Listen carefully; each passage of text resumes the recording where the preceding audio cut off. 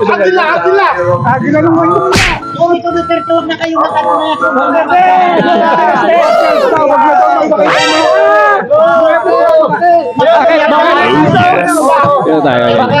Bakit nga pala sir? Bakit? Dito tayo sa matapang. Bakit nga ba? Hindi. Kamay Hindi na kasi bakal. ano, hindi kamay na bakal. Ano kasi, Kaya lahat- kulong yung makurat. lahat sinisisi sa kanya. Wala naman siyang Halalan Presidential 2028, usuan natin ang OFW Middle East. Ikaw, sino ang iboboto mo? Comment na!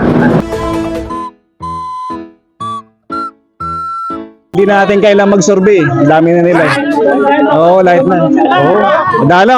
Hindi na kailangan mag-survey. Marami na. Bilangin na lang natin. 1, 2, 3, 4, 5, 6, 7, 8, 9, 10, 11, 12, 13, 14, 15, 16, 17, 18, 19, 20, 21, 22, 23. Bibigyan natin siya ng 23 votes lahat. 23 votes lahat. Ano? Oo. Wala. 23 votes na to. Go ma. Yan. Ito sir, baka magbago yung isip niyo sir ha? malupiton. Para mabura yung mga kurap. Aray ko. Hindi naman ito. Sino sir? Ito.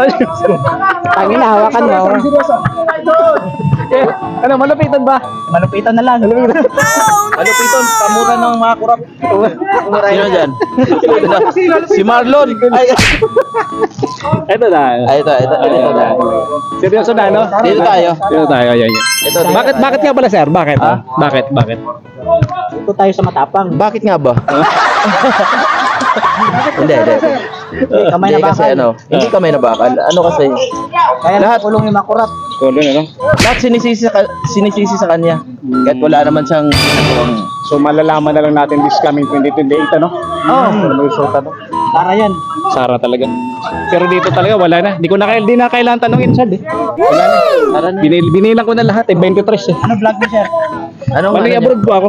Manoy abroad? Oo, sa Facebook, saka sa YouTube. Manoy abroad. Sa YouTube. Ikaw sir, bakit si Sara pala? Bakit si Sara? What? Eh di ba? Ako naka-registro. Ano yung registro? O sige, okay na kahit pa paano. Aywa panalo, grabe yung intense yung usapan doon kanina sa survey mga kamanoy. Oo, yung mga At unexpected na ganun yung magiging reaction nila. So yung breakdown, yung magiging total ng ating survey ngayon. Dito lang manoy sa sa White Seaside lang yan. Sa Catholic Church. Yan o, Catholic Church sa likod namin. White City, Manila. Hindi pa nila nakikita yung kung sino yung kakandidato, pero solid talaga silang Duterte. Alam mo yung Alam na. binuboto nila. Siguro, duda ko lang Chad dito sa Kuwait. Malamang sa harap to Chad. Sa palagay mo Chad? Goma, sorry. Richard Goma. Yan. Medyo malamang ko. Talagang Sara kasi yung wala naman din kasi yung mga ginawa ng tatay niya. Yung oras agad. Oo. Kasi hindi pa namin sila mga kamanoy, sa lahat ng mga viewers dito na hindi po tayo nagiging unfair, pero minsan kasi parang bababasa mo na kagad yung aura na yun talaga yung sinisigaw nila eh. Doon pa lang kanina kung makakita nyo na di pa ako naglalabas ng microphone or di ko pa sila ini-interview, pero yun na talaga yung sinisigaw nila eh. Kasi nga siguro sila talagang nangyayari sa bansa natin, sa Pilipinas. So ngayon Chad, ang ating resulta base sa ating survey, unexpected tong resulta no? Ang ating ang of course landslide Chad.